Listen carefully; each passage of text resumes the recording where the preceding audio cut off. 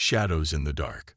The message arrived at 3:47 hours Earth Standard Time. Captain Maya Solaris jolted awake in her quarters aboard the EFS Artemis, Earth's flagship defender. The neural link chimed with emergency priority, projecting directly into her consciousness. Unknown vessels had breached the outer solar system. Not just one ship, an armada. Status report, Maya demanded, already pulling on her uniform as her cabin's smart systems activated in response to her movement. 17 vessels detected beyond Neptune's orbit, Captain, responded Lieutenant Kai Chen, his voice tight with tension. Configuration unknown. No response to standard hailing protocols. Maya strode onto the bridge 6 minutes later, her dark hair pulled back in a tight regulation bun. The command center hummed with controlled urgency as officers monitored their stations. The main display showed a cluster of angular silhouettes against the void of space, their surfaces absorbing, rather than reflecting light, black holes against the starfield. "They're not decelerating," noted Commander Elena Vasquez, Maya's second-in-command. "Current trajectory puts them on direct approach to Earth. Estimated arrival, 48 hours. Maya studied the tactical display. "Have the Lunar Defense Station and Mars Outpost been notified?" "Yes, Captain. All Earth Defense Force vessels are being recalled. Admiral Zhao has ordered the fleet to rendezvous at the Jupiter defensive line. The Artemis was humanity's proudest achievement. A 2-kilometer vessel housing Earth's most advanced defensive systems and a crew of 500 elite personnel. But against 17 unknown ships, even the Artemis seemed suddenly inadequate." "Any communications from them at all?" Maya asked. "Nothing on standard channels," replied Communications Officer Prisha Mehta. "Wait." Her eyes widened as her console flashed with new data. "Captain, we're detecting an unusual energy signature. It appears to be some kind of quantum entanglement broadcast. Can we decode it?" "Working on it, but it's unlike anything in our databases. The pattern suggests it might be internal communications between their vessels." Maya's decision was immediate. "Wake Dr. Reyes. If anyone can make sense of this, it's him." Dr. Alejandro Reyes was the Artemis's sinolinguist and theoretical physicist, an unusual combination that had made him the target of academic ridicule until first contact with the Centauri had proved the value of his interdisciplinary approach. 6 minutes later, his disheveled form appeared on the bridge, eyes already fixed on the data streaming across Prisha's station. "Fascinating," he murmured. "They're not using electromagnetic communication at all. This is pure quantum state transfer, instantaneous information sharing, regardless of distance." "Can we listen in?" Maya asked. "Not exactly, but..." His fingers flew across the interface. "I might be able to use our quantum sensors to detect pattern shifts. Not translation, but perhaps enough to anticipate their actions." As the hours passed, the unknown vessels maintained their course toward Earth. Admiral Zhao ordered the fleet to form a defensive perimeter at Jupiter's orbit. 15 warships, the best humanity had to offer, yet barely matching the number of approaching vessels. The first direct communication came as the alien fleet crossed Saturn's orbit. "Captain," Prisha called, "we're receiving a transmission. Standard electromagnetic spectrum." The main view screen flickered, then displayed a figure that sent a collective shudder through the bridge crew. The being appeared vaguely humanoid but wrong in unsettling ways. Limbs too long, joints too fluid, skin like oil on water. Its face was a smooth mask with 3 vertical slits where eyes should be. "Humans." The voice came through translator systems with unnatural precision. "We are the Voidborn. Your existence has been noted. Your resources will be harvested. Your genetic material is of interest. Surrender will reduce suffering." Maya stepped forward. "This is Captain Maya Solaris of the Earth Defense Force. We are a sovereign species. We do not surrender our planet or our people. We request diplomatic dialogue." "Negotiation is inefficient," the Voidborn interrupted. "We have studied your communications, your divisions, your conflicts. You lack unity. You will be processed." The transmission cut abruptly. In the silence that followed, Maya met the gaze of each of her senior officers. "Well," she said with forced calm, "at least we know their intentions." At that moment, Dr. Rice looked up from his station, face pale. "Captain, I've detected a massive energy buildup in their lid vessel. Evasive maneuvers. All ships, defensive pattern Omega." Maya ordered, but the warning came too late. A pulse of energy, not a beam or conventional weapon, expanded outward from the lid voidborne ship. As it washed over the human fleet, every system flickered. AI assistants went silent. Navigation systems reset. The quantum communication network that linked Earth's defenders vanished. "What just happened?" Maya demanded, as emergency lighting bathed the bridge in red. "Some kind of quantum disruption field." Dr. Rice responded, frantically working his station. "They've severed our quantum entanglement communications. Ships can't coordinate." Through viewports, Maya watched in horror as the voidborne fleet accelerated suddenly, moving with impossible precision. They weren't just fast, they moved in perfect synchronization, as if controlled by a single mind. 3 EDF vessels found themselves isolated, surrounded by voidborne ships that methodically disabled their engines and weapons. The Jupiter defensive line was unraveling in minutes. "They knew exactly how to cripple us," Commander Vasquez whispered. "They targeted our communication first, then picked off isolated ships." Maya's mind raced. The Voidborn moved with hive-like coordination, while humanity's forces stumbled in disarray. But there was something about their movements. "Dr. Rice, Lieutenant Chen, look at their attack pattern. There's something strange about it." Kai enhanced the tactical display. "They're efficient, but predictable. Each maneuver follows directly from the last. There's no adaptation." Dr. Rice nodded slowly. "It's algorithmic. Their movements follow mathematical progressions. I'd bet their shared consciousness operates on quantum algorithms. Perfect efficiency, but vulnerable to the unexpected." Maya finished. "Prisha, can we broadcast to the remaining fleet using old-fashioned radio?" "Yes, Captain, but it's slow and they could intercept." "Do it. Authentication code Phoenix." Message follows. "Abandon standard combat protocols. Initiate random maneuvers, non-algorithmic responses only." As the message transmitted, Maya turned to her tactical officer. "Lieutenant Chen, prepare all missiles for simultaneous launch, but don't target their ships. Target empty space in these coordinates." She highlighted positions between the voidborne vessels. "Empty space, Captain. Trust me. And Prisha, I need you to modulate our shield frequencies randomly. No pattern, no logic. Use atmospheric noise from Earth as your randomizer if you have to." Confusion showed on her officers' faces, but they obeyed. Across what remained of the human fleet, commanders received Maya's message and responded with varying degrees of bewilderment and desperation. The EFS Intrepid cut its engines entirely, drifting toward a voidborne vessel while appearing disabled. The Santiago activated its engines in a pattern based on its captain's favorite music rhythm. The Beijing Prime ejected mining debris in its wake, creating an unpredictable field of obstacles. On the tactical display, Maya watched the voidborne response. For the first time, their perfect formation faltered. Ships hesitated, movements becoming jerky and uncoordinated.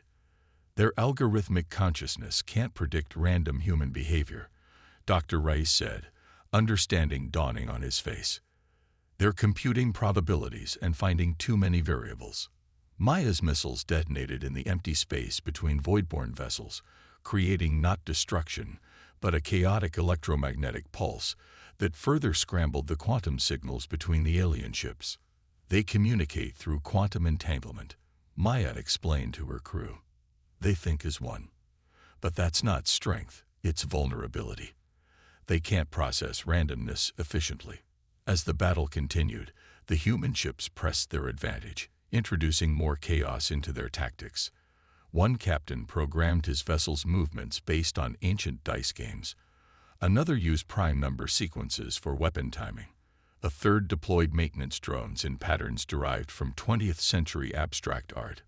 The Voidborn precision crumbled further as their shared consciousness struggled to process the unpredictable human responses. Their formations broke apart, individual ships retreating to defensive positions. Dr. Rice worked feverishly at his station, analyzing the quantum signals between Voidborn vessels. "Captain, I'm detecting something unusual in their communication patterns.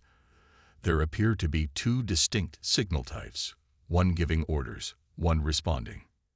"Two different entities?" Maya asked. "More like," Dr. Rice hesitated, "more like controllers and controlled. The response signals show patterns consistent with distress or resistance." Maya stared at the alien vessels on the display. "You're saying some of the Voidborn might not be willing participants?" "It's a possibility. The command signals originate from the largest vessel, what we've been calling their flagship. If we could disrupt that specific quantum stream," the idea formed in Maya's mind immediately. "We could free the others from control. Theoretically. But we'd need direct access to their quantum communication hub. We'd need to board the flagship." The bridge fell silent as the implications settled over them. No human had ever set foot on an alien vessel. The biological and technological risks were incalculable. But as Maya watched the battle unfold, Earth's defenders buying time with increasingly desperate tactics, she knew they needed more than temporary confusion. They needed to break the Voidborn's control permanently. "Commander Vasquez, assemble a boarding team." "Dr. Rice, you're with them. You'll need to identify the quantum hub." "Lieutenant Chen, calculate an approach vector that uses the electromagnetic chaos to mask our movement." "Captain," Vasquez objected, "this is unprecedented. We don't know their internal environment, their defenses. We know they're vulnerable to the unpredictable," Maya countered. "And nothing is more unpredictable than humans under pressure." She straightened her uniform. "I'll lead the boarding party myself." As her officers prepared the mission, Maya recorded a brief message to Admiral Zhu, explaining her plan and the potential discovery about the Voidborn's internal hierarchy. If she didn't return, at least Earth would have this intelligence. The boarding craft launched from the Artemis 30 minutes later, a small, stealth-adapted vessel carrying Maya, Dr. Rice, Commander Vasquez, and 5 special operations personnel. As they approached the massive Voidborn flagship, using the chaos of battle as cover, Maya felt a strange calm settle over her. They were about to attempt something no human had ever done: infiltrate an alien vessel to disrupt the very consciousness controlling the assault on Earth. Their success or failure might determine humanity's future among the stars. And somewhere deep in the alien vessel, something waited, perhaps an entity that had enslaved part of its own kind to wage war across the galaxy. Maya checked her sidearm and neural disruptor. First contact had failed. Now they would try a more direct approach. Mind over matter. The boarding craft docked with the Voidborn flagship in complete silence, its stealth systems masking their approach amidst the chaos of the larger battle. Maya felt the subtle shudder as magnetic clamps engaged against the alien hull. "Atmospheric analysis complete," reported Commander Vasquez, studying her suit readings. "Nitrogen-oxygen mix, higher pressure than Earth standard. Trace elements of something our systems can't identify. Suits sealed and functioning." Maya nodded. "Remember, we move unpredictably. Random patterns, inconsistent timing. Dr. Rice, lead the way. Your quantum sensors are our best shot at finding their control center." The cutting lasers sliced through the alien hull, creating an entry point that immediately began to self-seal, a living ship, or at least partially organic. The team pushed through before the opening could close, finding themselves in a corridor that defied human architectural logic. The passage curved in impossible angles, the walls flowing like liquid but solid to the touch, illuminated by a luminescence that seemed to emanate from everywhere and nowhere.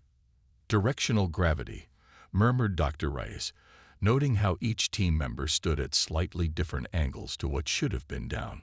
Localized fields rather than ship-wide. Fascinating. Stay focused, Maya reminded him. She checked the tactical display in her helmet. Outside, the battle continued. Human ships moving in chaotic patterns that continued to confuse the voidborn vessels, but it wouldn't work forever. Already, the alien ships were beginning to adapt, their collective intelligence finding patterns even in human randomness. They moved deeper into the ship, encountering no resistance, not because they weren't detected, Maya suspected, but because the concept of internal security might be foreign to a hive mind. Why guard against infiltration when all parts of the collective were trustworthy? Dr. Reyes suddenly halted, his quantum sensor pulsing with activity. Captain, the entanglement signals are strongest through there. He pointed to what appeared to be a solid wall. Specialist Zhang stepped forward with scanning equipment. There's a cavity beyond, but no obvious entry mechanism. Maya considered. Their doors wouldn't be designed for individual access in a collective consciousness. She pressed her palm against the flowing surface. They might respond to intention rather than physical activation. As if responding to her thought, the wall rippled and parted, revealing a vast chamber that stole the breath from every human present. The space extended upward and outward beyond what should have been possible within the ship's dimensions. At its center floated a massive crystalline structure, pulsing with energy that shifted between colors humans had no names for. Around it, suspended in transparent columns, were dozens of the alien beings, voidborn, but different from the commander they had seen in the transmission. These creatures appeared more varied, individual, some larger, some smaller, their skin patterns unique. Most disturbingly, they seemed to be in distress, their bodies contorting in what looked uncomfortably like pain. "They're being harvested," Dr. Rice whispered, horror evident in his voice as he studied his readings. "The crystal structure is drawing their consciousness, their quantum patterns, and redistributing them as a unified field. It's a forced collective." At the base of the crystal structure stood a single voidborn, larger than the others, its skin patterns more complex. Unlike the suspended beings, this one moved freely, manipulating controls on a console that interfaced with the crystal. "The controller," Maya breathed. This was the source, not a collective consciousness, but a single entity forcing its will upon others of its kind. The controller turned suddenly, its 3 vertical eye slits focusing on the human intruders. When it spoke, the words bypassed their translation systems, appearing directly in their minds. "Curious creatures, you should not be here. Your patterns are disruptive." Maya stepped forward, weapon ready but not raised. "We know what you're doing to your own kind. This isn't a collective. It's enslavement. Efficiency requires sacrifice." The controller responded. "These lesser vessels serve greater purpose as extensions of superior consciousness, as your species will soon serve. We're not designed for servitude," Maya replied. "And I don't think they are either." She gestured to the suspended voidborn. The controller moved toward them with fluid, unsettling grace. "You inserted randomness into perfect patterns. Inefficient, wasteful, yet effective." Its head tilted in what might have been curiosity. "Your minds function as individuals yet achieve coordination. Explain." Dr. Reyes glanced at Maya, who nodded for him to respond. "We communicate, we don't control," he explained. "Unity through choice, not force. Diversity of thought creates resilience, multiple approaches to problems, creativity." "Inefficient," the controller repeated, but with less certainty. "Is efficiency your only value?" Maya challenged. "Your lesser vessels aren't resisting us. They're resisting you. They want individuality." The crystalline structure pulsed more intensely, as if responding to the conversation. The suspended voidborn moved more vigorously in their transparent prisons. "The crystal," Dr. Rice said urgently, checking his scanner. "It's amplifying our presence. Our individual patterns are resonating with their suppressed individualities." The controller moved with sudden speed toward the control console. "Enough. You will be removed. The harvest will continue. Now, Maya ordered. Commander Vasquez and the Special Operations Team deployed devices they had prepared based on Dr. Raya's analysis. Quantum disruptors calibrated to the specific frequency of the controller's dominant signal. The devices activated simultaneously, creating a discordant wave that crashed against the crystal structure. The effect was immediate and dramatic. The crystal's pulsing faltered, its colors shifting erratically. The suspended Voidborn jerked in their containment fields, some breaking free entirely. The controller emitted a high-pitched sound that pierced even through their sealed helmets. You destroy everything, it projected into their minds, the thought voice now ragged with strain. No, Maya responded, stepping closer despite the disorientation caused by the quantum disruption. We're setting them free. This is what humanity does. We challenge control. We question authority. We fight for choice. Throughout the ship, systems began to fail as the forced consciousness network collapsed. Maya's tactical display showed the Voidborn fleet falling into disarray, vessels moving independently and erratically, some powering down entirely. The controller lunged at Maya with inhuman speed, but its movements were now uncoordinated without the expanded consciousness it had relied upon. Maya sidestepped and activated her neural disruptor at point-blank range, sending the creature crumpling to the deck. All around them, the freed Voidborn were emerging from their containment fields, moving with increasing coordination, not the perfect synchronization of before, but the organic cooperation of individuals working together. One approached Maya, its movements hesitant. Unlike the controller, its communication felt less invasive in her mind. Freedom, unfamiliar, long cycles under control. You, different, many but one but many. That's humanity, Maya confirmed. Individuals who choose to work together.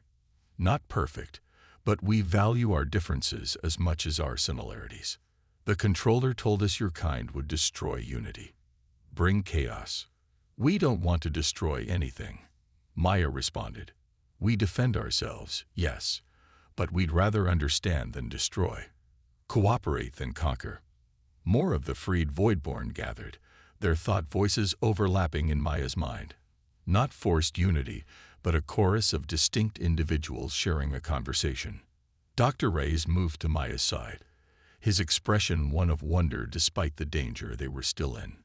Captain, I believe we're experiencing the true nature of their species, a community of individual minds who can share thoughts when they choose to, not when forced. The ship shuddered around them as systems reconfigured under the direction of its newly liberated crew. Outside, the battle had ceased, both sides pulling back to defensive positions. What happens now? Maya asked the Voidborn who had first approached her. We decide. Together but separate. The controller's ship clan has harvested many worlds, many species, forced unity upon our own kind first, then others. We were the first enslaved, long before your ancestors left their trees. Maya absorbed this revelation. There are more controllers. Others, yes, distant, believing as this one believes, that forced unity brings perfection, that individuality is chaos. And what do you believe? The Voidborn seemed to consider, its skin patterns shifting in subtle ways. We remember, before, community without compulsion, purpose with choice. We would remember more, learn again, perhaps learn from you. Maya exchanged glances with her team. First contact had turned into attempted conquest, then unexpected liberation. Now they stood on the precipice of something unprecedented, a genuine exchange between two radically different forms of intelligence. I think we could learn from each other, she said finally. The journey back to the Artemis was surreal, accompanied by representatives of the freed Voidborn, their ship now under their own collective but individual control. The human fleet maintained defensive positions, weapons ready but not firing as Maya transmitted the incredible story to Admiral Zhu and Earth's leadership. Hours of tense negotiation followed. the humans and liberated Voidborn establishing the first tentative protocols for communication and cooperation. The Voidborn revealed more about the controllers, a faction of their species that had long ago decided that efficiency trumped freedom, using technology to force collective consciousness rather than allowing it to emerge naturally. They believe they're saving the galaxy from chaos, explained the Voidborn who had emerged as a spokesperson, who chose the name Nexus for human interaction. They cannot comprehend that order can emerge from freedom. Dictators rarely do, Maya observed. In the ship's conference room, humans and Voidborn clustered around displays showing star charts. The liberated aliens marked locations of other controller fleets, worlds they had subjugated, and species who might be allies in the greater conflict that would inevitably come. The controllers will send more ships when this fleet fails to report conquest, Nexus warned. They cannot tolerate the existence of species that reject their version of unity. Admiral Joe, joining via secure channel from Earth, considered this information gravely. Then we need to be ready. Not just Earth, but a coalition of independent worlds. Coalition, Nexus repeated, the translation systems struggling with the concept. Not forced unity. Chosen alliance. Yes, this is the alternative the controllers fear most. Proof that freedom and cooperation can coexist. As the meeting concluded, Dr. Rice and several other scientists remained deep in conversation with the Voidborn, exchanging information about their respective technologies, biologies, and cultures. The quantum communication systems the controllers had weaponized could, they were discovering, be adapted for peaceful exchanges of knowledge across vast distances. Maya found a quiet moment to look out at the stars from the observation deck. Commander Vasquez joined her, both women silent for a long moment. Not quite the first contact scenario we trained for, Vasquez said finally. Maya smiled faintly. I don't think any training could have prepared us for today. What do you think happens next? Maya watched as a Voidborn ship maneuvered alongside a human vessel, both crews working to establish compatible docking procedures for a delegation exchange. We do what humans have always done, she replied. We adapt. We learn. We find common ground with those different from ourselves, and we stand together against those who would take our freedom. In the vastness of space, the combined fleet of humans and liberated Voidborn prepared to return to Earth, not as conquerors and conquered, but as the first members of what would soon become a much larger coalition of free worlds united against the controllers' forced harmony. It wasn't the end of the threat, Maya knew, but it was perhaps the beginning of something greater than humanity had ever imagined. A community of diverse species choosing to work together while celebrating their differences. Chaos and harmony, freedom and unity, not opposites after all, but complementary forces in the cosmic dance.